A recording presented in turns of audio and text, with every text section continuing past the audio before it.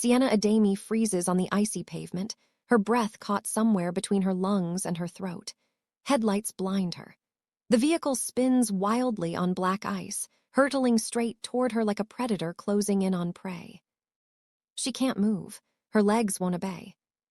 Then a force slams into her from the side. Strong arms wrap around her waist, yanking her backward. They crash together onto the snowy sidewalk, rolling once, twice. The car whooshes past, missing them by inches, its taillights disappearing into the Vancouver night. Sienna gasps for air, her heart hammering so hard it hurts. She's pressed against someone's chest. Someone warm. Someone who smells like expensive cologne and antiseptic. "Are you insane?" The voice above her head is furious, shaking. "Do you have a death wish?" She looks up. Dr. Ethan Cross stares down at her, his dark eyes blazing with something she can't name. Anger, fear. His jaw is clenched so tight she can see the muscle jumping beneath his skin. "I didn't see," she stammers. "You didn't see," he pulls back, helping her to her feet with rough urgency. His hands linger on her arms, steadying her. "You walk out into traffic without looking, in this weather." "I was thinking about," she stops, "about my tuition, about my 3 jobs, about how I can barely afford to eat. I'm sorry." He stares at her for a long moment, his breath coming fast, creating white clouds in the freezing air. Then he does something unexpected. His expression softens, just slightly, just enough for her to notice. "You're shaking," he says, his voice quieter now. "I'm fine." "You're not fine." He shrugs off his coat, an expensive black wool thing that probably costs more than her monthly rent, and drapes it over her shoulders. "Where's your jacket?" She gestures weakly to her thin work windbreaker. "This is my jacket." Something flickers across his face. He looks away quickly, but not before she sees it. Concern, real concern. "Get in the car," he says. "I'll drive you home." "Dr. Cross, you don't have to." "Get in the car. It's not a request." But let's rewind. Let me tell you how we got here. If you're new here, hit that subscribe button and drop a comment below. I want to know if you believe in love that breaks all the rules. 3 weeks earlier, Sienna doesn't know Dr. Ethan Cross exists. She's just trying to survive. Vancouver in December is brutal. The kind of cold that seeps through cheap fabric and settles into your bones. Sienna walks home from her 3rd job, the late shift at Morrison's Cafe, with her tips barely covering tomorrow's bus fare. Her fingers are numb inside her threadbare gloves. Her feet ache in her worn sneakers. She's so tired she can barely think straight. The nursing textbook in her backpack feels like it weighs 100 pounds. She has an exam tomorrow, anatomy and physiology. She hasn't had time to study. Between the cafe, the grocery store, and the campus library where she shelves books, there's no time for anything except survival. Her phone buzzes, a text from her mother in Lagos. "How are you, my daughter? Have you eaten today?" Sienna's throat tightens. She types back quickly. "Yes, Mama, I'm fine, don't worry." It's a lie. She skipped lunch and dinner. The $50 in her account needs to last until Friday. She's half a block from the bus stop when the world starts spinning. Her vision blurs at the edges. The cold feels suddenly distant, like she's underwater. Her legs buckle. The last thing she registers is the snow rushing up to meet her face, and then nothing. Ethan Cross doesn't believe in fate. He believes in science, statistics, and the predictable nature of human biology. He's been a surgeon for 12 years. He's saved countless lives. He's accumulated wealth most people only dream about.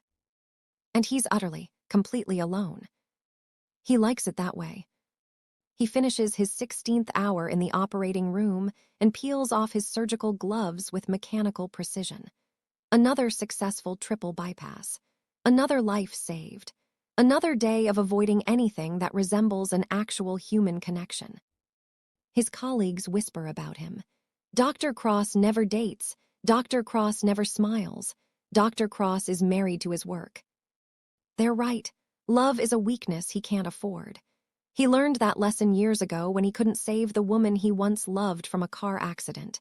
He was just a resident then, helpless and inexperienced. He swore he'd never feel that powerless again. Control, distance, excellence, that's all that matters. He walks toward his car, his breath misting in the cold night air.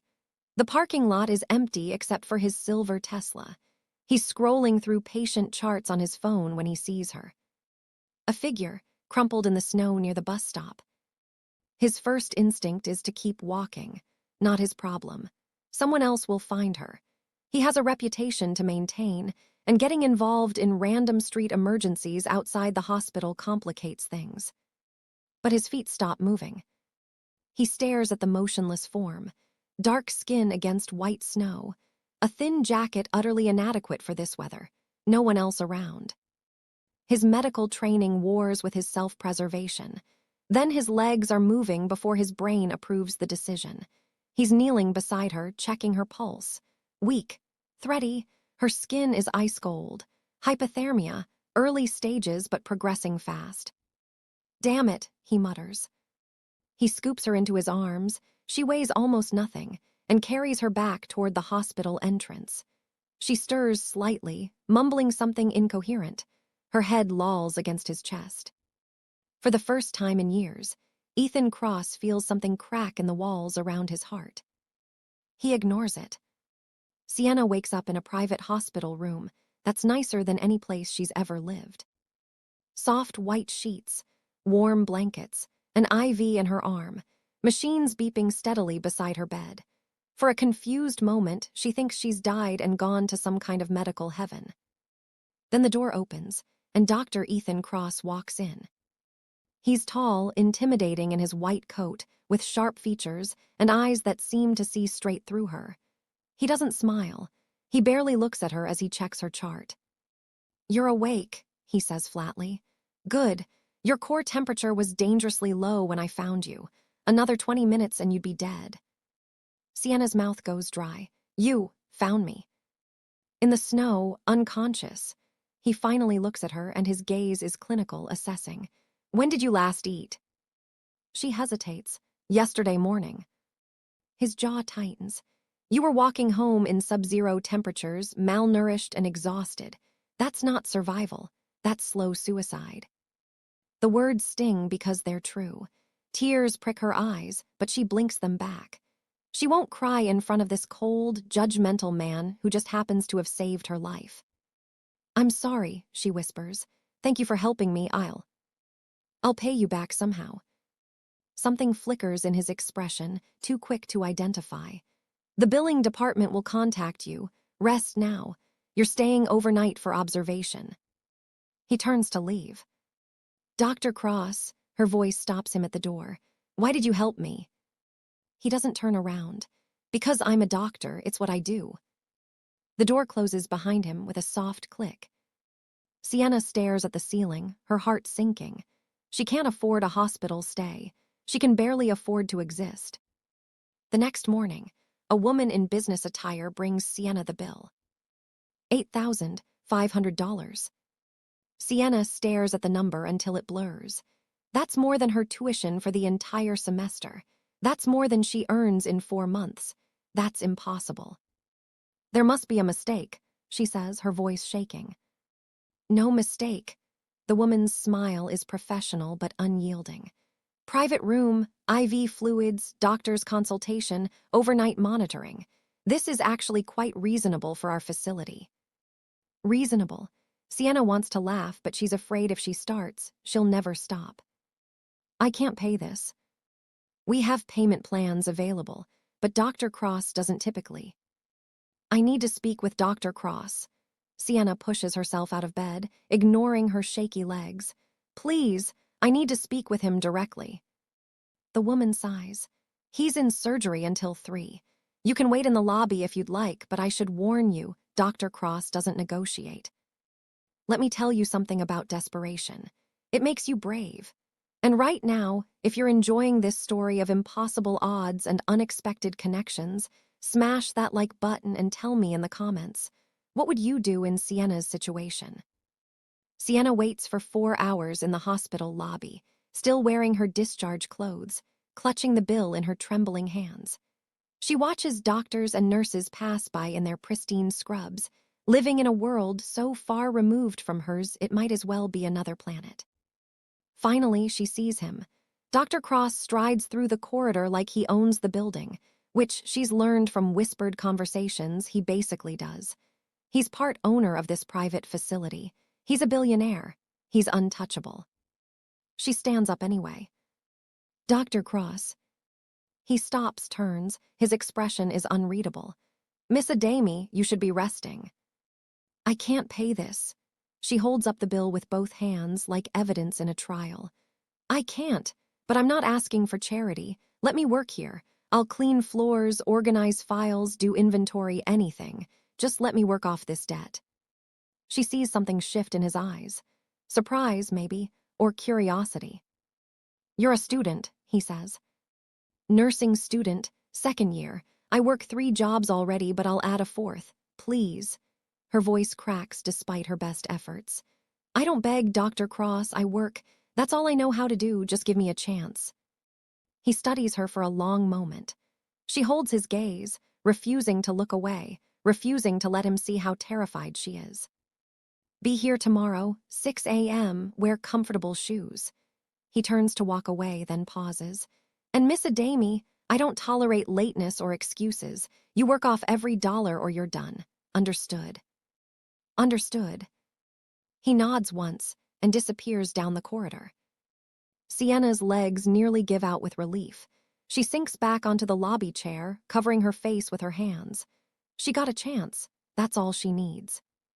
Just one chance. The next morning, Sienna arrives at 5:30 a.m. She wears her most professional outfit, black pants and a white blouse she usually saves for exams, and her most comfortable sneakers. Her heart pounds as she approaches the staff entrance. A nurse named Rachel meets her with a cold smile. You must be the charity case. Follow me. The words sting, but Sienna swallows her pride. She follows Rachel through gleaming corridors into a supply room. Stock these shelves, alphabetically, by expiration date. When you're done, there's a list of tasks in the main office. Rachel looks her up and down with barely concealed disdain. Try not to break anything expensive. Sienna nods. Thank you. Rachel laughs. Don't thank me. I didn't want you here. None of us did. But Dr. Cross said you stay, so you stay, for now. She leaves, and Sienna is alone with boxes of medical supplies and the weight of everyone's judgment. She rolls up her sleeves and gets to work. The first week is hell. Sienna works 12-hour shifts at the hospital, then rushes to her evening job at the cafe. She studies during her 15-minute breaks, memorizing anatomy terms while restocking gauze and bandages. She eats vending machine crackers for lunch. She sleeps 4 hours a night. The other staff members whisper when she passes. She hears the words, charity case, doesn't belong here, probably slept with Dr. Cross to get the job. She ignores them. She survived worse. But what she can't ignore is him. Dr. Ethan Cross appears at random moments throughout her days. He never speaks to her. He just observes. She feels his eyes on her when she's organizing files, when she's cleaning equipment, when she's sitting in the break room, her head bent over her textbook. It's unnerving. One afternoon, she's in the pediatric wing, restocking supplies, when she hears crying. A little girl, maybe 5 years old, sits alone in a waiting room chair, tears streaming down her face. Sienna kneels beside her. Hey, sweetie, what's wrong? The little girl hiccups. My mama's in surgery. I'm scared. Your mama is very brave, Sienna says softly. And you know what? The doctors here are the best. They're going to take good care of her. Promise. Sienna smiles, taking the child's small hand. I promise. Want me to stay with you until your family comes. The girl nods, and Sienna sits beside her, telling her stories about Nigeria, about her own mother, about being brave even when you're scared. The girl's tears stop. She even laughs. Sienna doesn't notice Dr. Cross standing in the doorway, watching. That evening, she's scrubbing floors in the main corridor, her least favorite task, when expensive shoes appear in her peripheral vision. She looks up. Dr. Cross stands above her, hands in his pockets, his expression unreadable as always. "You didn't have to do that," he says. "Do what?" "Comfort that child. That's not part of your job description." Sienna sits back on her heels, meeting his eyes. She was scared and alone. That's exactly my job description. Something crosses his face. Surprise, respect, something else she can't name. "You're different." "Different how?" "Most people here work for money or status. You work because you care." He pauses. "That's rare." Before she can respond, he walks away, leaving her staring after him with her heart beating strangely fast. The shift happens gradually. Dr. Cross starts appearing more often. He brings her coffee one morning, black, exactly how she takes it, and sets it on her desk without a word. He defends her when Rachel makes a snide comment about people who don't belong. He asks if she's eaten. Small things, tiny gestures that probably mean nothing to him but everything to her. One snowy night, the night that brings us back to where we started, he saves her from that car. And afterward, sitting in his heated Tesla as he drives her home, she realizes something terrifying. She's falling for him. Dr. Ethan Cross, billionaire surgeon, cold, untouchable, completely out of her league. "Why do you do this?" she asks quietly. He keeps his eyes on the road. "Do what?" "Care, you pretend you don't, but you do. The coffee, defending me, tonight." She touches the scarf he wrapped around her neck earlier, cashmere, probably worth hundreds. "Why?" His hands tighten on the steering wheel. "I don't know." But he does know. She can see it in the tension of his jaw, the way he won't look at her. He knows, and it scares him as much as it scares her. He pulls up to her tiny apartment building. Neither of them moves. "Sienna," her name on his lips sounds different, softer. "I need to tell you something." Her heart stops. "What?" He turns to face her, and she sees something in his eyes she's never seen before. Vulnerability, fear, need. "I've spent 15 years building walls," he says, his voice rough. "After I lost someone I loved, I swore I'd never feel that pain again. Love was weakness. Connection was liability. I convinced myself I was better off alone." "Ethan."